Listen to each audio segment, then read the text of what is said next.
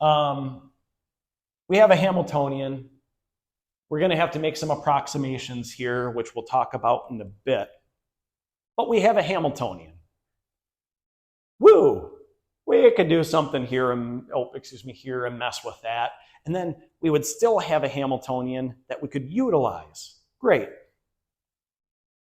But we don't have a wave function yet, and we don't know how to get a wave function yet. Am I okay to erase this bit? So let's say we have our approximate Hamiltonian.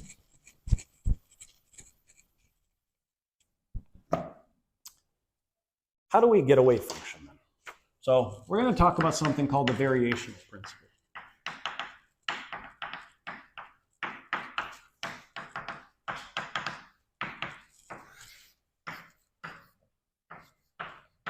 Have a Hamiltonian. How do we get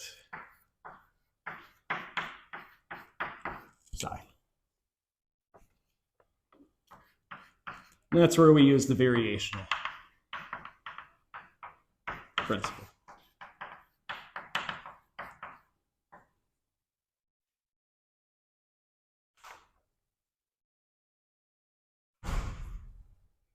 Okay, when you don't know a function, like in differential equations, what are some ways to get around figuring out a function?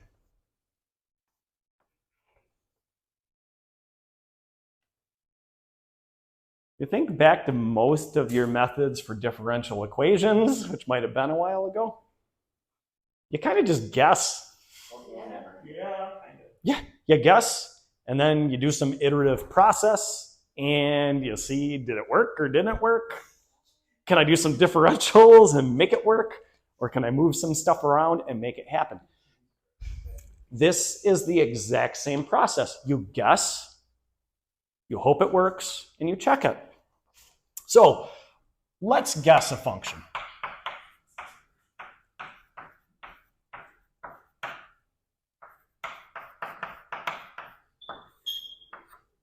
What's that symbol? Phi? I think it's phi also. Phi? Phi? I would say phi, because this one's theta. Yeah. All right. We will call this one phi. That is made up of a linear combination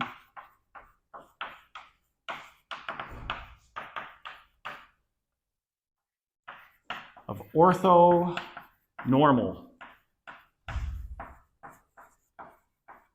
wave functions.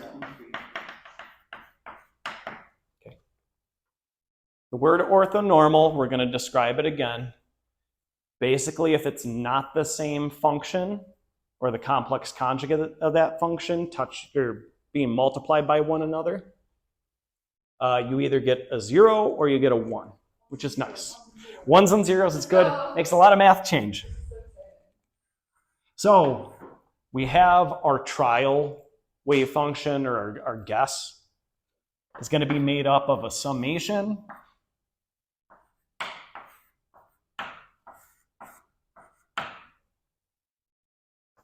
of some orthonormal wave functions times their contribution. That's how we're going to guess this thing. Now there's something called normalization, which means you set all values between the value of 0 and 1. And this guy has to be normalized based upon some of the postulates of quantum mechanics. Since E must be normalized,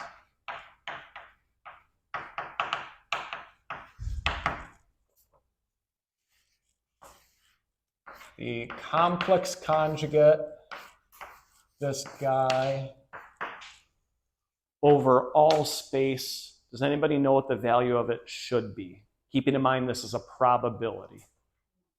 It's going to be 1.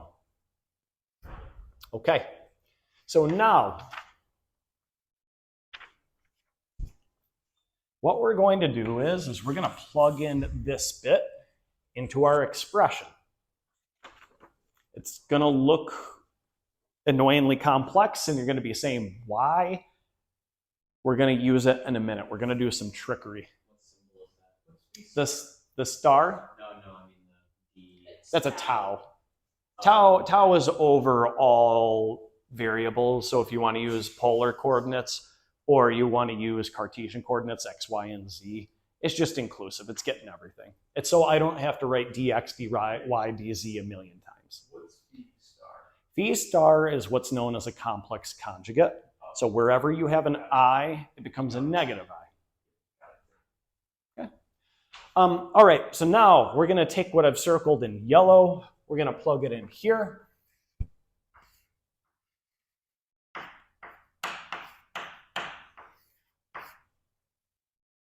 Oops.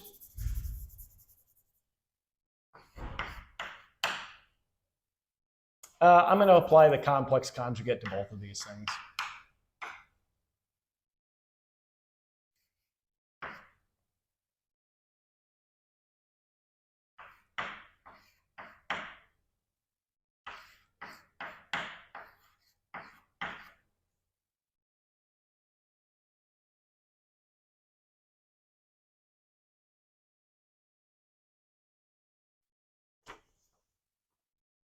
Okay. Now, remember, these C's are constant. What could I do with those? Yep. I'm just going to pull them out.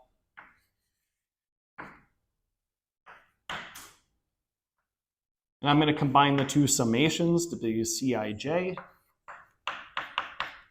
Cj, integral,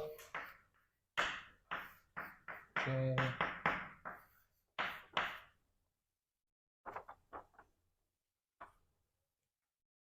We imposed an important thing here. What did we say these wave functions are?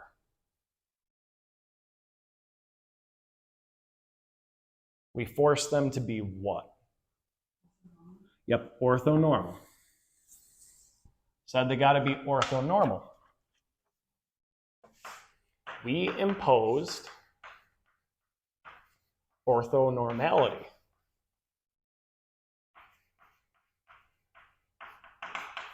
I can say that, but I can't say that other one we've been. Yeah, I can't do it. I've been practicing in the mirror. Integral psi I star psi j d tau is equal to a delta function. Have you guys talked about what a delta function is? I've heard of it, but okay. I don't know what it is. Where you're equal to 1, so this delta function is equal to 1 if I is equal to j. And it is 0. What's the other condition? Yep, I does not equal j. This is great because in a lot of cases you have a lot of complex stuff going on. You either just get 1s or 0s.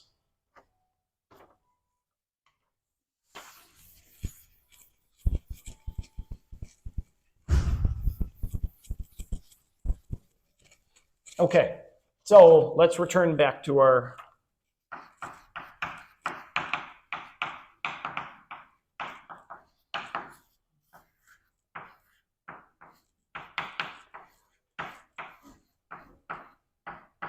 equal to 1.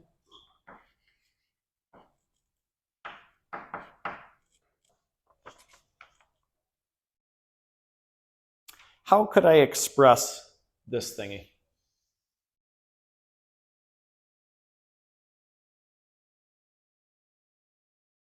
Do I?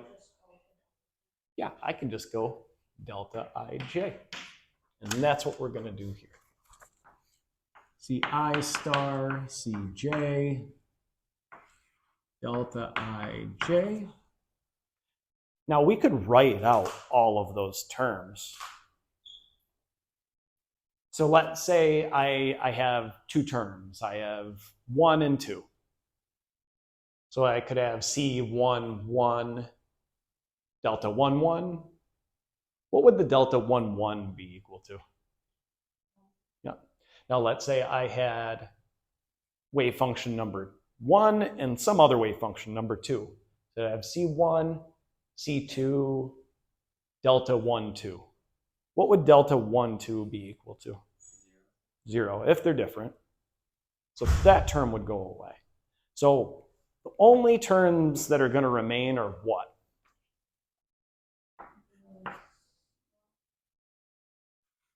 Mm-hmm. Yeah. The C terms. Yeah. If it was 0, when it was on a phone away from multiplication. Yep. If they, so what do these indexes have to be?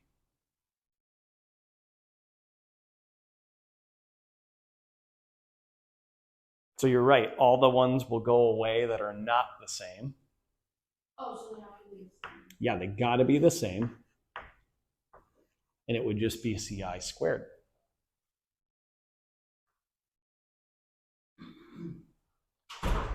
Other bit of tidbit.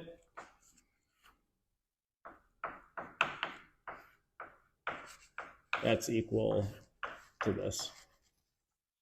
Technically, that, but it's the same. In my, don't tell Dr. Kluznik. Yeah.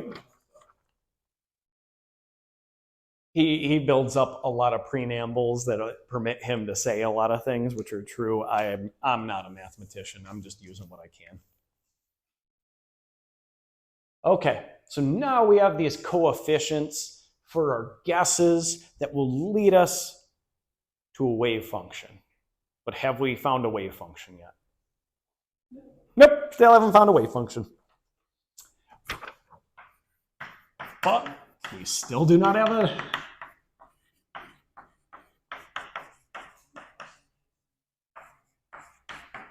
We haven't found it yet. To do this, to get it, we need to have the energy of our guess function.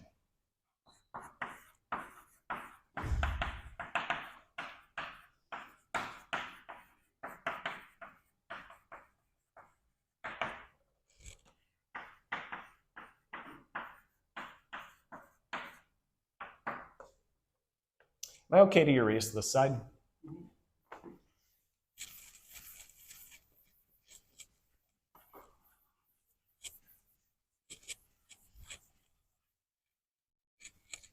Okay. So we want to get the energy of our guess. What operator do we use to get an energy? Yeah, we use the Hamiltonian. So we can do this. And that will give us the energy of our guess. We said our guess is comprised of a summation of orthonormal wave functions with some coefficient out front. So how about we plug in those summations?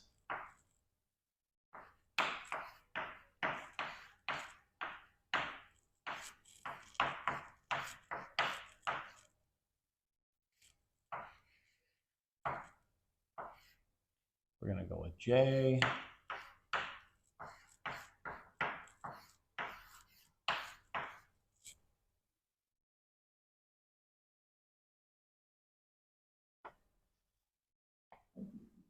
Ooh, must be hungry.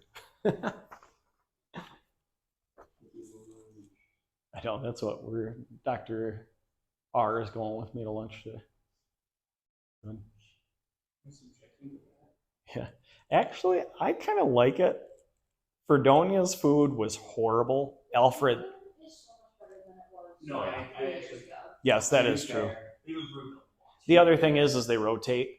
but it's not as good as Alfred. Alfred had a culinary arts portion, Always the best. and it was the best food. It's the best food I've had, and I've been to like.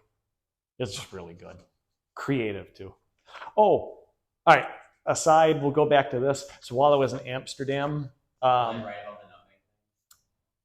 don't remember what the nutmeg thing was, but this restaurant, this is the best restaurant experience I've ever had. We went to a place called Sea Taste, which is a restaurant that's ran by the visually impaired. And so what you do is you go in a completely dark room where you can't see, and you are served 3 dishes, and you have to eat. The wait staff are blind. Our waiter was blind, and it was very, very interesting. You got 3 random dishes.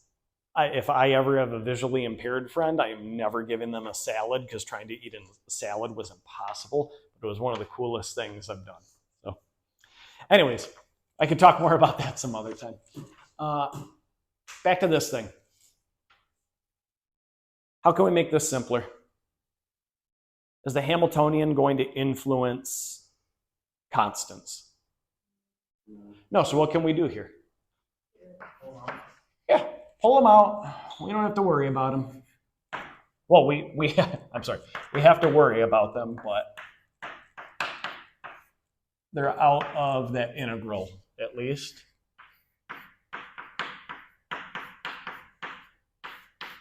J d tau.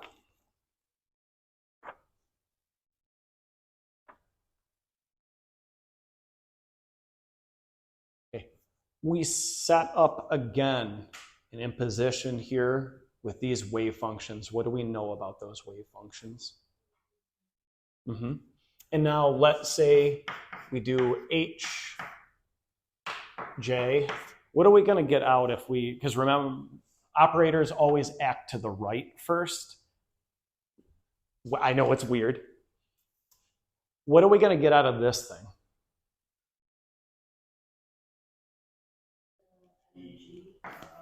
Yep. J times. Yep. This thing. What is it? Well, that is the Schrodinger equation, but this, what type of quantity is it? It's an energy. It's a scalar. So it's a constant, basically. You can just pull that out, too. So another way to represent this, got Cij like that. We do that operation. We get Ej pulled out front. We would be left over with psi I times psi j in the integral of that. That could be expressed as a delta function. Like that, right? Do you see it, or do you want me to add another step? We're good? Okay. So how could we simplify this further, given we have this delta function here?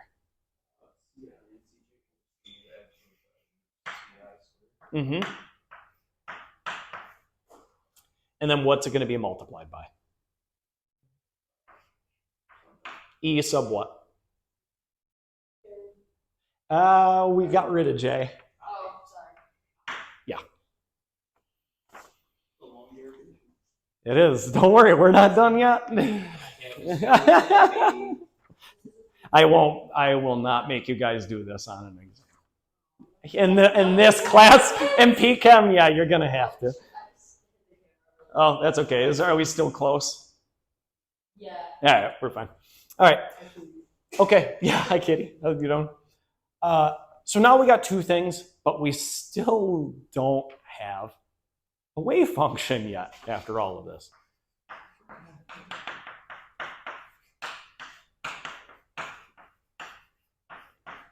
What the hell? I spent all this time with you guys to try and get psi.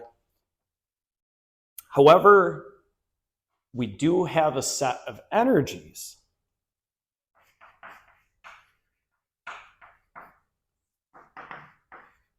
Set of E sub I energies, one value has to be the smallest.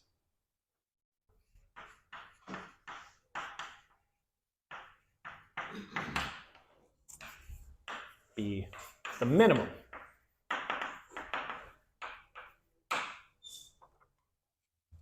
We're going to call this energy E naught.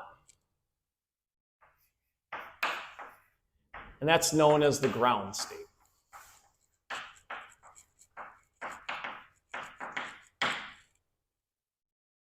So that's like the true energy. That would be like the perfect energy to get out of this thing. Okay.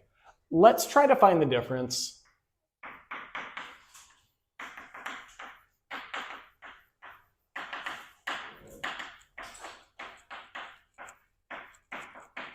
between E sub I, the energy that we would get out from our guess, versus the minimum energy, the ground state.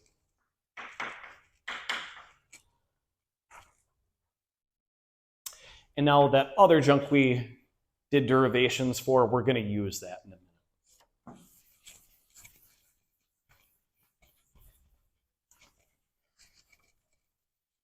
So do you guys get what we're doing right now, or no? Yep. We get some energies out. We want to compare it to the ground state energy. That makes sense? Mm-hmm. Well, if we have the ground state energy, we have at least a model that can express a good wave function to match the energy. Okay? Okay. So we got to get a difference here. So to evaluate the energy of our guess, we do this.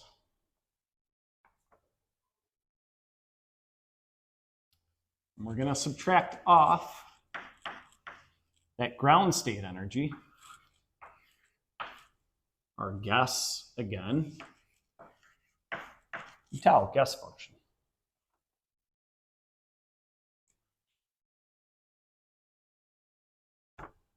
Okay, we showed that these can be expressed as delta functions. We already came up with a solution for this guy. That was basically the summation of Ci squared times what? E sub what? I, yep. This thing, that's basically just a delta function, right? It's going to be either a 1 or a 0. Minus, so what does this term work out to be? Yep. And there's some coefficients that come out of this thing. So that's technically equal to this, right? Okay. Now each C term.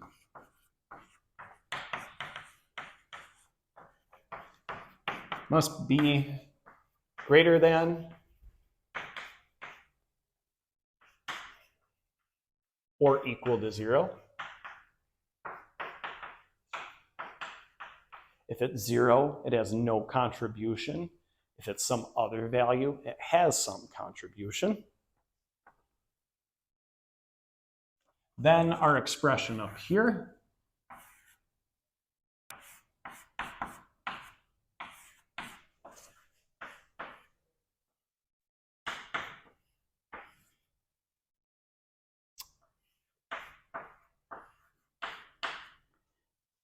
Must be greater than or equal to 0. If we rearrange it, how are we doing on time? We got 3 minutes. Okay. We can do it.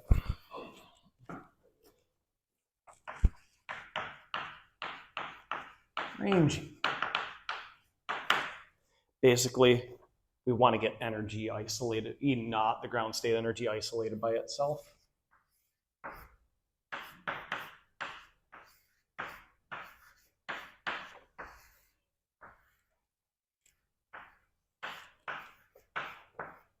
helps us normalize it.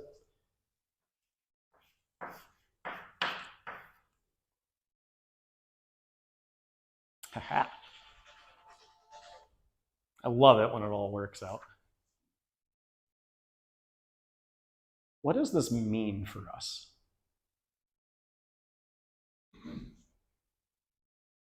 These are our guesses, right? Means that it Mhm. could be equal. Yes, or it has to be greater. If we want to get this close to the ground state, we have to minimize this function. So all we're doing is a minimization at this point. All we're doing. I don't even know what that phrase means. Minimization, so to try and get the smallest value. There are many algorithms to go about getting to minimize functions, though. What this shows is our guess has to be equal to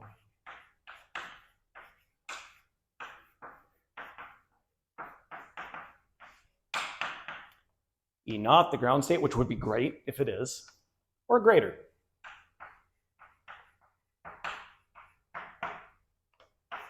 Which is pretty important. Now all we have to do is guess and just minimize this.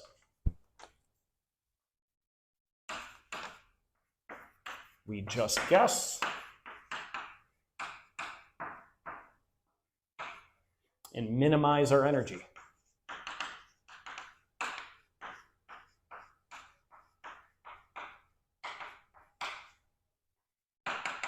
Find a good guess, which then leads us to our wave function.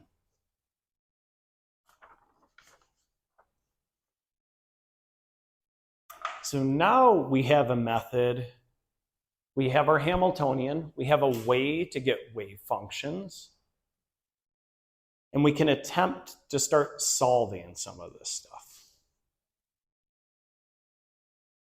All right, next time what we're going to do is how do we make good guesses or chemically intuitive guesses?